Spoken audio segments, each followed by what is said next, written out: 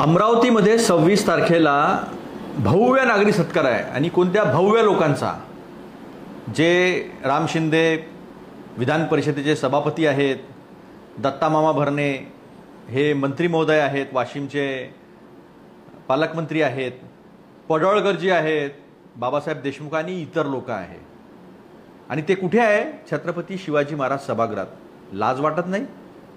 महाराष्ट्रातले सुद्धा 6 लोक पहलगामच्या अतिरेकी हल्ल्यामध्ये मृत पावलेले आहेत आणि त्यांच्या अजून मृत्यूशय्येची राख सुद्धा विझली नाही आहे आणि ह्यांना सत्कार सुचतात आहे. हार तुरे फुलं घेणं सुचत आहेत.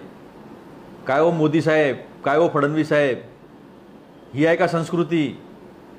देश अजूनही सुतकात आहे, दुःखात आहे, राष्ट्रावरचा अटॅक आहे हा, आणि आमचे लोक हार तुरे घेऊन फिरत आहेत. थोडीशी जनाची नाही तर मनाची लाज बाळगा.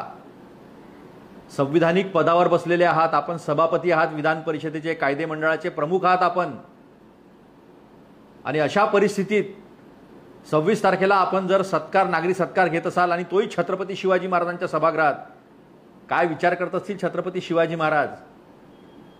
काय म्हटलं असतं जर अहिल्यादेवी होळकर आज राहिल्या असत्या तर?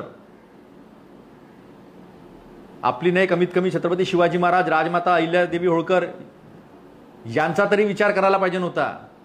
करा, घ्या, सत्कार घ्या, जनता बघत आहे. फुलं घ्या, हार घ्या, नागरी सत्कार करा. काही लाज शरम नाही आपल्याला, काही आपल्याला दुःखाची चिंता नाही, कारण आपल्या घरात झालं नाही आहे ना. दुसरे मरतात तर मरू द्या. हाच संदेश जो आहे तो याच्यातून चालला आहे.